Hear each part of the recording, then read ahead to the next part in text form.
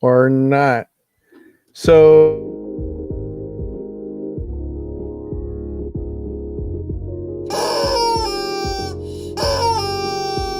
Do it live.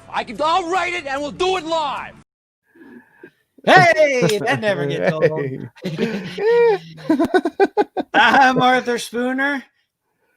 And I'm Judah Buddha. Judah Buddha. And this is the Chickenfoot podcast. We're bringing in with holding it down with 0 views so far. Yeah. Sweet. Yeah. So, just so you see down at the bottom, please like, follow, and subscribe, and put a little bit of love in your heart. Quick, follow us.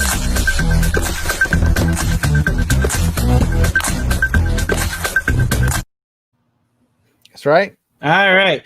And we are going to open up with our meme of the day.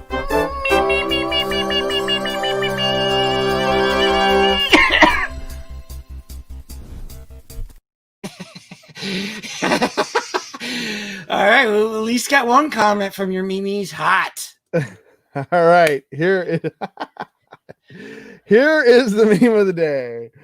When someone is crying and you don't know what to do. With water? You ever feel like this? Like as a counselor, sometimes I don't, it's terrible. As a counselor, I should know what to do. Mm-hmm. However, I do feel like this sometimes. It's funny how the emotion that comes over me is kind of that.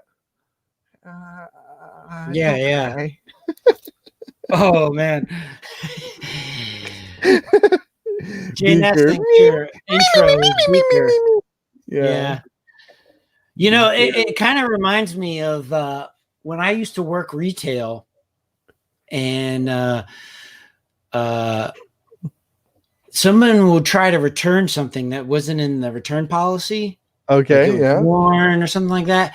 And so they would try to return it, and I would deny it, and then they would be like, get upset, and they said, but this and this and this, and I said, but it's worn, and they're like, well, what am I supposed to do? And I'm like, I don't know, and I'd like slide it back to them, like, wear it.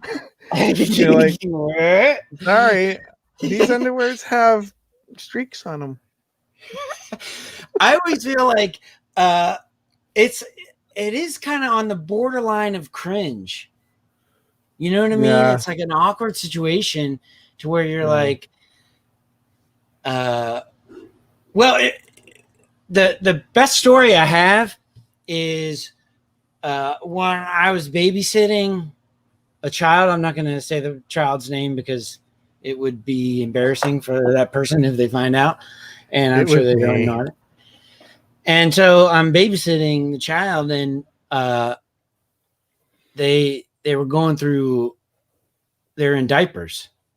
And so the child had to poop and came up to me and like, okay, Jojo.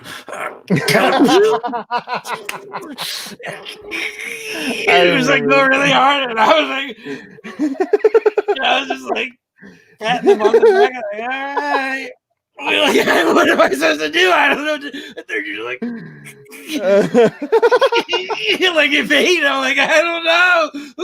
Here, like pat you on the back. What am I supposed to do? You know what? You're still a good babysitter though. Jay Ness is trying to outcry them. Yeah, it's a and then he also says hypercolor underwear. From white to brownish, yellow, and a gross. That's Chickenfoot at night. That's Chickenfoot at night. Wow, right. we got a heart from Maxwell Rhodes. Oh. Yeah. Whoa, that person must love that story. More of those stories. I think that was a Chickenfoot at night. That was like borderline Chickenfoot evening. All right. So today what we're going to do is, last week we looked at Steve Martin and his comedy. Yeah. And so this week I pulled some clips from Charlie Chaplin. It's not. Oh, Charlie Chaplin. Oh, I should have guessed. You wouldn't even tell me who you were gonna pull. Well, I don't like to tell you the guys I'm going to pull. So Chickenfoot at night. Chickenfoot at night.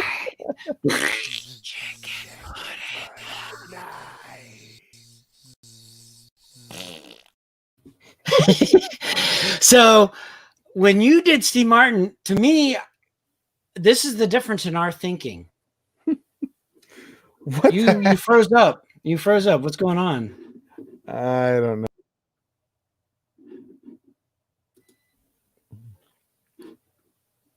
All right, dead air. What the? Do it live. I'll write it and we'll do it live. And thing sucks. Sorry, I'm back. I'm a good old guy puller. So when this is the difference between you and me in our thinking is because you did Steve Martin, and I was like, why there? Like, to me, it seemed random. It's like all these funny people out there, and you're just like, this guy, right? Me, I'm like, well, let's start at the beginning and work forward. Like, well, I but think to be honest, though, like, okay, maybe, but this has been your guy from day one. You have always loved this guy. I have always liked Charlie Chaplin, but some of it has to do with the fact that he's, to me, it's like he's a groundbreaking figure. Like, he's kind of opening so many doors. That's how I felt about Steve Martin. Like, as far as the modern day comedian, he's, to me, the very first. From my perspective, that's the first guy I ever knew of. Yeah. Well, maybe Smothers Brothers, but he was a writer for Smothers Brothers. Well, it wasn't the first funny guy, but he was like huge. He was before any of like the talking black and white, like Three Stooges or Abbott Costello and that kind of stuff. And he was the first named. Like, they had all kinds of films, and they had actors and actresses, but they didn't have like a comedy icon to look at. Right. And he came in and he basically just kind of set the stage for so many things. So I got a few clips. We'll kind of go through them and we'll just kind of analyze them. So just to let you know, I've only watched a little bit of it because I wanted to, because I've seen he has so much stuff that Laura Hardy was, but Charlie Chaplin was before they had talking movies. It was, they play piano in the background, and so it would be silent. And they were movies where they add talking to. So anyways, that's true. It was stand-up comedy. Well, it wasn't stand-up comedy, but it was comedy before even talking was part of motion picture entertainment. And that's why I'm kind of surprised that you don't like him a lot, because it's a lot of physical expression where a lot of the comedy is coming up with is situational, and then what he's doing, his behavior. So let's just jump in. Okay. Yeah. And then we could talk about it afterward. So this one's called The Lion.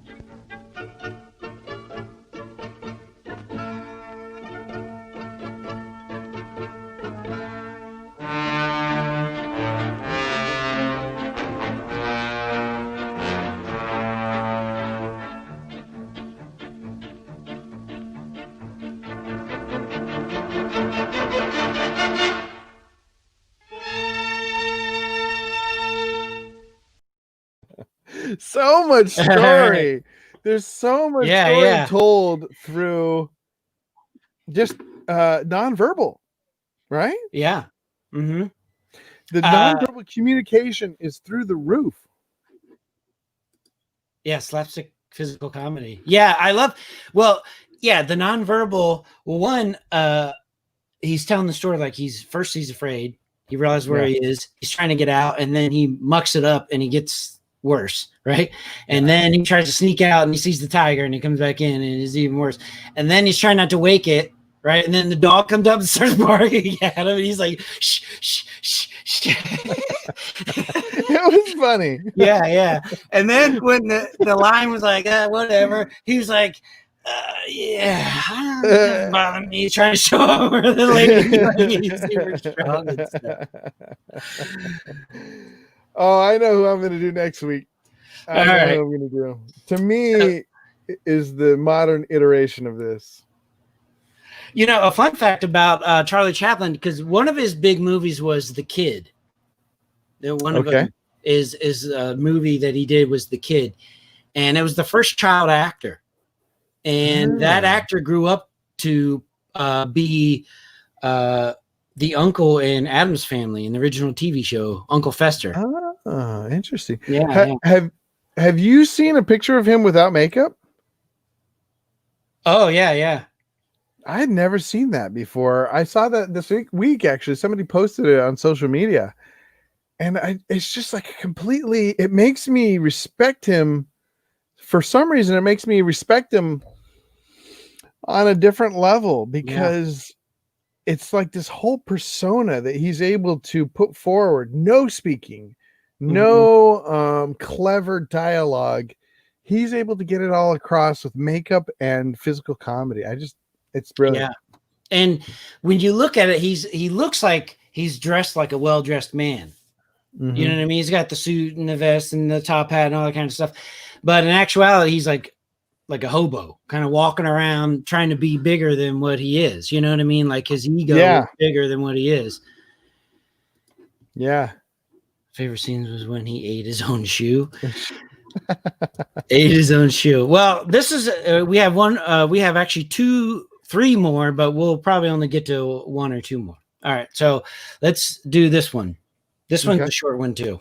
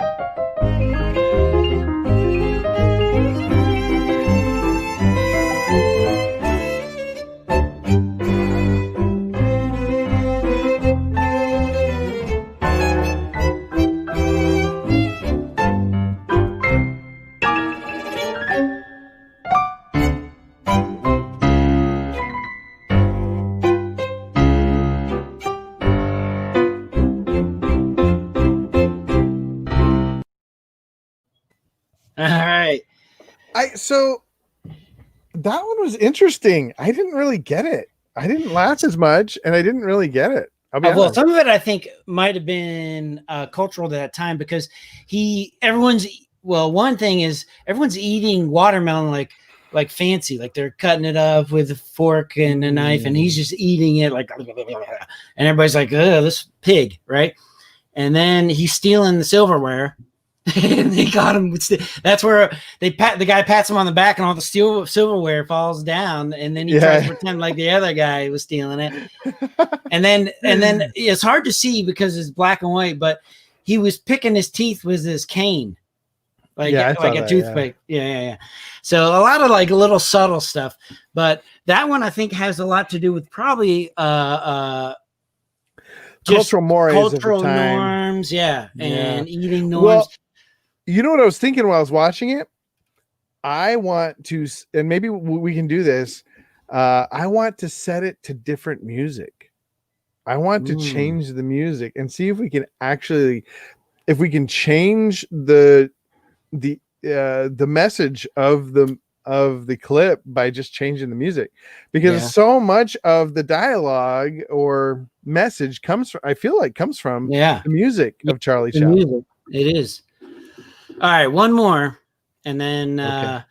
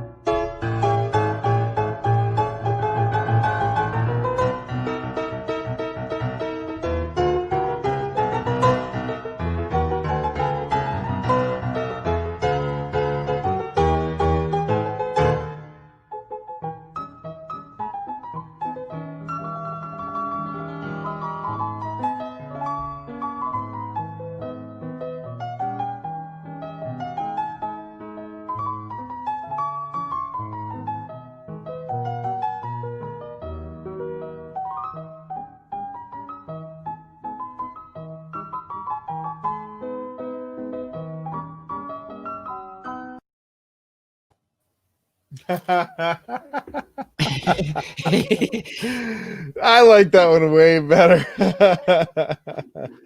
Can you imagine though? I was just trying to imagine what kind of music to put to that. I think you could make some really good music videos. Well, I think what they just had like a few standard songs, because this film will go out to different theaters, and the theaters had piano players So all throughout I think the theaters already had music, and they just would let them know what tempo of music to play. And so they would have so it'd be a somber, or if it would be upbeat. And so they would play whatever. So it was made so that there was some variety in music. Yeah. It's fascinating though. Yeah. Jay Nass says, wow. What do you mean, Jay? We need to get Jay on. Jay, get better Wi-Fi and we'll have you on. I had him on one of my videos once, and it was awesome, except his internet kept like lagging out. Yeah. We gotta have him on. I don't think he doesn't really have a lot of good stories, so he's probably not the best person to have on. No, Jay would be awesome. Jay was one of my roommates, so he probably has more stories about me than anybody else. Yeah. Dude, it'd be awesome. We could get Crazy Naked John on here. Oh my goodness. Remember, people may not know this. We had an old college. They're supposed to be installing it. All right. He's going to be our next guest then. Nice. All right. Wait a minute. Is this dial-up? I know this. So John, Crazy Naked John, they called him Crazy Naked John because he did crazy things, and he just sat around his dorm room naked, right? Yeah. First experience I had with him, Nate Goodwin was my roommate when we moved into the dorm room. Nate Goodwin comes into the room, and he's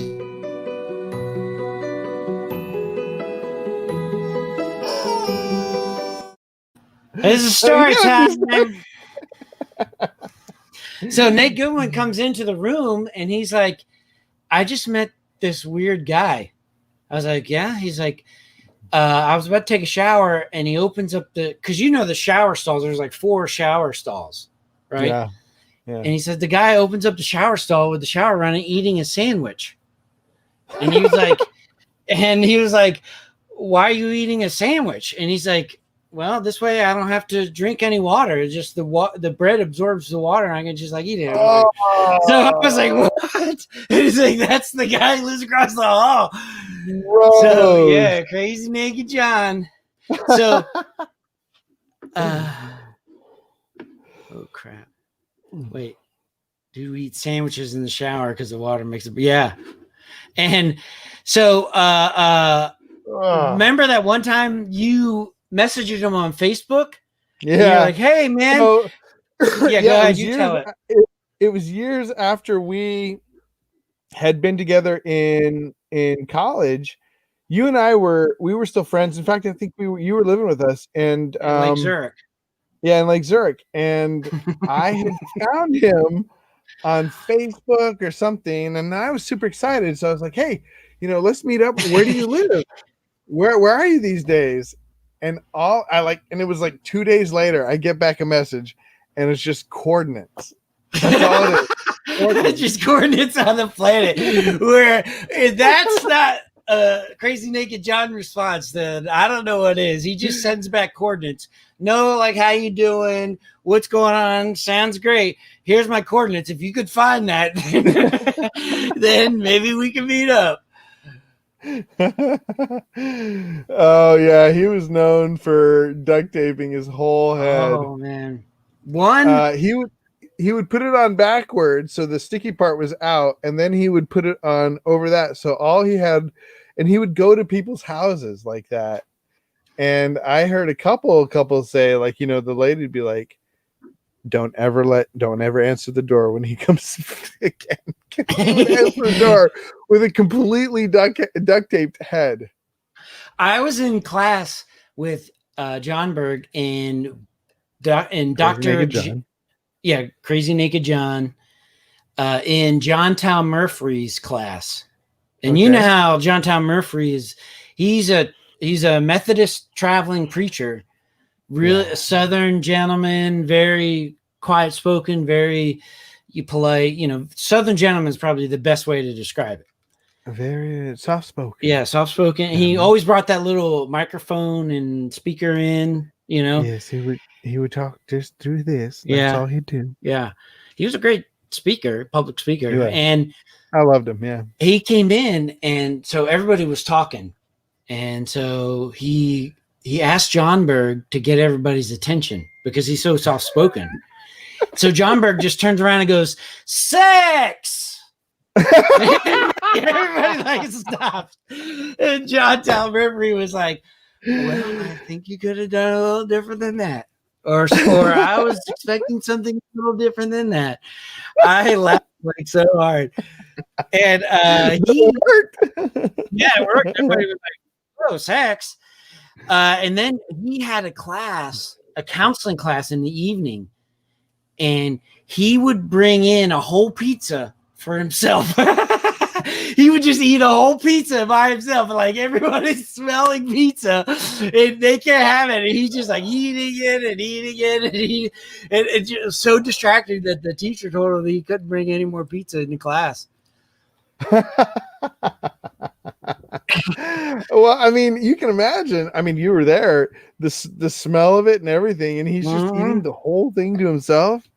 He was sort of the epitome of random, just random, but selfish.